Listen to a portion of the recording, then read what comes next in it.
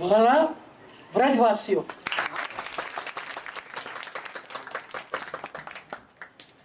આજે શ્રી કૃષ્ણજીનો જન્મોત્સવ છે. શ્રાવણ વસ અષ્ટમી શ્રી કૃષ્ણજીના જન્મથી અમર અને ધન્ય બની ગઈ. અરાજકતા, અનૈતિકતા, અન્યાય અને અધાર્મિકતાના આચરણ ભર્યા યુગમાં શ્રી કૃષ્ણ ભગવાનની પ્રાગટ્યની અતિ આવશ્યકતા વર્તાય છે.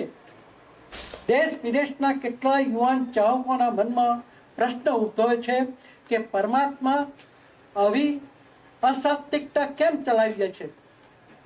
શ્રી કૃષ્ણ ભગવાને ગીતામાં આપેલા વચનો અનુસાર પરમાત્માએ પૃથ્વી પર અવતારવાનો સમય શું પાકી ગયો નથી? પરમાત્મા કોની રાહ જોઈ રહ્યા છે? ભલા પ્રિયજનો, આપની અકરામણ, અધીરાઈ, મૂંઝવણ હું સમજી શકું છું. હું આપની સાથે જ છું. મારા પ્રિય સખાના સંકલ્પમાં હું સખત રહું છું અને પ્રાર્થના પણ કરતો જ રહું છું. પરમાત્માને અવતરવા માટે યાદ દેવરાવાની જરૂર નહીં પડે. પરમાત્માના સૃષ્ટિ સંચાલનનું કાર્ય નિયત અનુસાર ચાલતું જ રહે છે. આપણે રામ અને કૃષ્ણના અવતાર પછી હવે કલ્કી અવતારની કલ્પનામાં રાખીએ છીએ. એટલે પરે પરે અવતરણ કરતા અને અવતાર કાર્ય નિભાવતા પરમાત્માની વિવિધ અને વિપુલ શક્તિને આપણે નગણ્ય ગણીએ છીએ.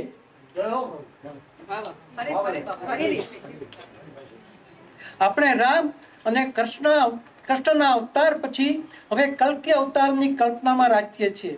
એટલે પરે પરે અવતરણ કરતા અને અવતાર કાર્ય નિભાવતા પરમાત્માની વિવિધ અને વિપુલ શક્તિને આપણે નગણ્ય ગણીએ છીએ. પરમાત્મા નિર્ગુણ નિરાકાર સ્વરૂપે સૃષ્ટિમાં સદાય વિલસી રહ્યા છે. માતા પિતા, સંત, સજ્જન, સદગુરુ તરી અને સાત્વિક આત્માઓના સ્વરૂપમાં પરમાત્મા પોતાનું ઐશ્વર્ય, બુદ્ધિ, શક્તિ અને પ્રેરણાના રૂપમાં પ્રગટ થતા જ રહે છે. સંતો, સજ્જનો અને સાત્વિક મનુષ્યના રૂપમાં પરમાત્મા દુઃખી, નિસહાય, નિરાધાર માણસોને સહાય કરે છે, મદદ કરે છે, દિશા સૂચન અને માર્ગદર્શન પણ કરે છે. ઘણી વખતે કામ ચલાવ, તત્કાર, અમુક વિશિષ્ટ શક્તિ, બુદ્ધિ, પ્રેરણા પ્રદાન પણ કરે છે અને વ્યક્તિનું જે તે કાર્ય પૂર્ણ થતા તો વિશિષ્ટ શક્તિ વિરામ પામે છે.